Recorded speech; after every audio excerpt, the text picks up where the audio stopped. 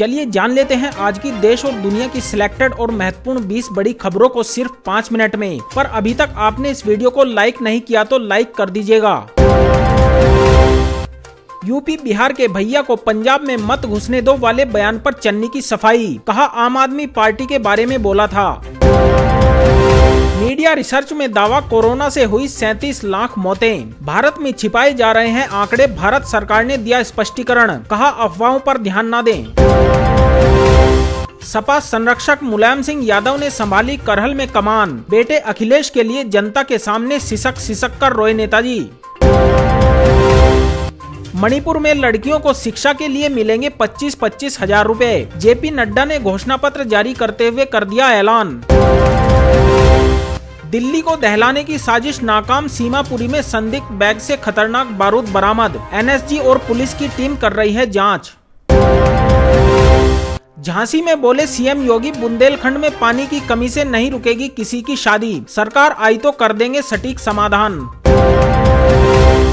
CM Channi के भैया वाले बयान पर प्रियंका चतुर्वेदी ने चन्नी को लगाई फटकार, कहा लोगों का मजाक उड़ाना करें बंद। किसानों की आय बढ़ाने के लिए पालतू पशुओं के गोबर से बनेगी बिजली, छत्तीसगढ़ में 10 करोड़ का होगा निवेश। खेती के लिए ड्रोन खरीदने पर सरकार से मिलेगी 100% सब्सिडी, किसानों के हक में अब तक का सबसे महत्वपूर्ण कदम। यूपी बिहार के भैयों को नहीं जीतने देंगे पंजाब में चुनाव, सीएम चन्नी का शर्मनाक बयान, राकेश टिकैत की हुई बोलती बंद। दुकानदारों को मिलेगी 3000 रुपए पेंशन, सरकार की इस क्रांतिकारी योजना में आज ही कराएं रजिस्ट्रेशन। उत्तर प्रदेश में बीजेपी सरकार बनने पर किसानों को 5 साल मिलेगी मुफ्त बिजली, अमित शाह ने किया वायदा।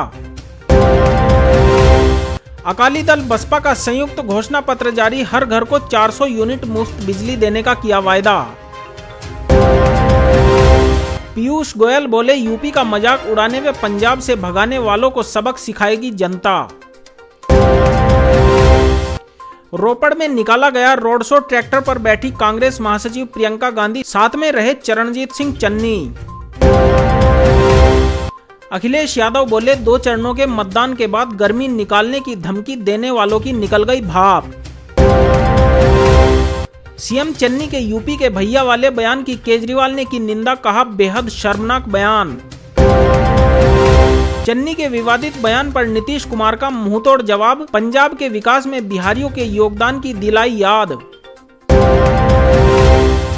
आलिया भट्ट की फिल्म गंगूबाई काठियावाड़ी के इस वीडियो क्लिप पर भड़की कंगना रनौत, डायलॉग बोल रही बच्ची पर निकाला गुस्सा। सभी राज्यों से हटेगी कोरोना पाबंदियां, कोविड केस में गिरावट के बाद केंद्र ने चिट्ठी लिखकर दिए दिशा निर्देश। खबरें अभी और भी हैं, बने रहिए हमारे साथ। अगर आपने अभी तक चैनल सब्सक्राइब ना किया हो तो चैनल को कृपया सब्सक्राइब कर लीजिएगा।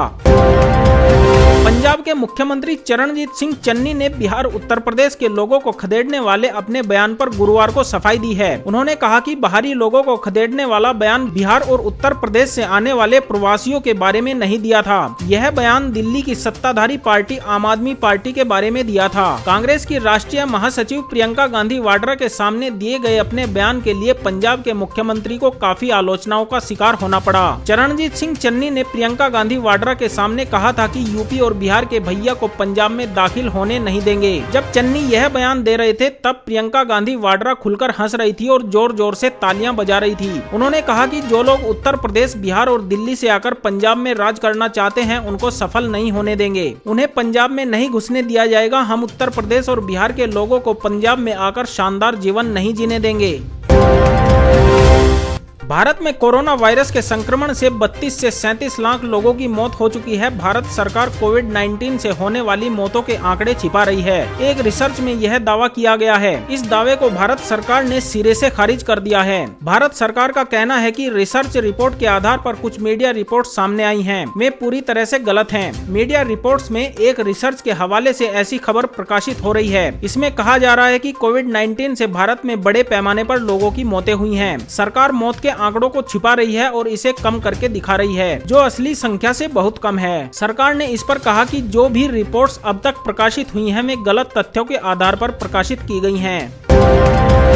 उत्तर प्रदेश विधानसभा चुनाव 2022 के दूसरे चरण के लिए मतदान संपन्न हो चुका है। पार्टियां तीसरे चरण के लिए चुनाव प्रचार में जुटी हुई हैं। इस क्रम में मुलायम सिंह यादव करहल विधानसभा में अपनी पहली चुनावी रैली को संबोधित करते हुए पब्लिक के सामने भावुक मुद्रा में नजर आए। पूर्व सीएम ने सपा की किसान हितैषी नीतियों और चुनावी घोषणाओं का जिक्र करते हुए कहा कि सरकार बनने पर किसान, युवा और व्यापारियों को मजबूत करने का काम करेंगे। मुलायम सिंह यादव ने करहल में जनसभा को संबोधित करते हुए बीजेपी पर भी निशाना साधा। उन्होंने कहा कि बीजेपी युवाओं को रोजगार देने में असमर्थ साबित हुई है। आर्थिक रूप से पिछड़े वर्ग और पिछड़े वर्ग की लड़कियों को उनकी शिक्षा और विकास के लिए 25-25 हजार रुपए की सहायता राशि दी जाएगी। ये बातें भाजपा के अध्यक्ष जेपी नड्डा ने मणिपुर की राजधानी इम्फाल में पार्टी का घोषणा पत्र जारी करते हुए कही। जेपी नड्डा ने बताया कि हमारा लक्ष्य महिलाओं, युवाओं और किसानों को सशक्त करना है। इसके साथ ही हम गरीबों और जरूरतमंदों की मदद भी करेंगे। हमारा फोकस बुनियादी सुविधाओं को बनाने के साथ साथ स्वास्थ्य और शिक्षा पर होगा ताकि समाज के हर वर्ग को इसका लाभ मिले। सीएम योगी आदित्यनाथ ने गुरुवार को बुंदेलखंड में चुनाव प्रचार का दामन थामते हुए जनसभा को संबोधित किया। इस बीच उन्होंने कहा कि बुंदेलखंड में पानी की समस्या के चलते कोई अपनी बेटी जल्दी नहीं देना चाहता, मगर भाजपा की सरकार बनने पर अब यहां पानी की कमी से किसी की शादी नहीं रुकेगी। उन्होंने कहा कि भाजपा ने बुंदेलखंड के विकास के लिए जितना प्रयास किया उतना पहले की किसी भी सरकार ने नहीं सोचा। पंजाब के मुख्यमंत्री चन्नी के यूपी बिहार के भैया वाले बयान ने सियासी हलचल को तेज कर दिया है। सीएम चन्नी को इस बयान के लिए कड़ी आलोचनाओं का शिकार होना पड़ रहा है। इस बीच शिवसेना सांसद प्रियंका चतुर्वेदी ने बताया कि राज्य की अर्थव्यवस्था में श्रमिकों का कितना योगदान होता है। सांसद चतुर्वेदी ने कहा कि राजनीतिक दलों ने बिहार और यूपी के लोगों को निराश किया है। सबसे महत्वपूर्ण बात यह है कि वे भारतीय हैं, उनका मजाक उड़ाना बंद करें। दरअसल बीते दिन पंजाब के रोपड़ में चुनावी रोड शो के दौरान सीएम चन्नी ने कहा बिहार और यूपी के भैया को पंजाब में घुसने नहीं देंगे। इस दौरान सीएम चन्नी के साथ खड़ी कांग्रेस नेता प्रियंका गांधी तालियां बजाती नजर आई। किसानों की आय बढ़ाने के लिए केंद्र और राज्य सरकार की ओर से प्रयास जारी है। इसी क्रम में छत्तीसगढ़ सरकार की ओर से किसानों की आय बढ़ाने के लिए गोधन न्याय योजना के तहत गोठानों में गोबर की खरीद की जाती है। इससे कंपोस्टर खाद तैयार किया जाता है। वहीं अब गोबर से बिजली बनाने का काम भी किया जाएगा। इसके लिए छत्तीसगढ़ की भूपेश बघेल सरकार राज्य के गोठानों में गोबर से बिजली उत्पादन प्रोजेक्ट लगाने जा रही है। इसके लिए अब तक 5 युवा उद्यमियों ने MOU किया है। उद्यमियों द्वारा गोठानों में इसके लिए 10-10 करोड़ रुपए का निवेश किया जाना प्रस्तावित है। राज्य के गोठानों में बिजली बनाने के लिए किसानों से गोबर खरीदा जाएगा। इससे उनकी आय में बढ़ोतरी की जाएगी। खेती में कृषि यंत्रों की महत्वपूर्ण भूमिका को देखते हुए सरकार की ओर से किसानों को कृषि यंत्रों की खरीद पर सब्सिडी का लाभ प्रदान किया जाता है। इन यंत्रों की सूची में अब ड्रोन का नाम भी जुड़ गया है। किसान संगठन सहित कृषि से जुड़ी संस्थाओं को खेती के लिए ड्रोन की खरीद पर सब्सिडी का लाभ प्रदान किया जाएगा। बता दें कि किसानों को सब्सिडी का लाभ प्रदान करने के लिए कृषि यंत्र अनुदान योजना चलाई जा रही है। इसके तहत किसानों को राज्य के नियमों के अनुसार सब्सिडी का लाभ प्रदान किया जाता है। इसी कड़ी में अब ड्रोन की खरीद पर भी सरकार की ओर से 100% सब्सिडी दी जाएगी, जो अधिकतम 10 लाख रुपए तक होगी। मोदी सरकार देश के नागरिकों के लिए तमाम तरह की योजनाएं लेकर आई है। सरकार पिछले दिनों एक ऐसी स्कीम लेकर आई है जिसमें दुकानदारों को भी 60 साल की उम्र के बाद पेंशन मिलने का प्रावधान है। इसमें रजिस्ट्रेशन कराने वाले व्यक्ति का भविष्य सुरक्षित हो जाएगा। सरकार की तरफ से खुद का बिजनेस करने वाले लोगों के लिए नेशनल पेंशन स्कीम लाई गई है। इसमें रजिस्ट्रेशन कराने के लिए आपके कारोबार का सालाना टर्नओवर 1.5 करोड़ रुपए या उससे कम होना चाहिए। यह एक स्वैच्छिक योजना है जिसमें बिजनेस करने वाले को 60 वर्ष की उम्र पूरी होने पर 3,000 रुपए महीने की न्यूनतम पेंशन मिलेगी।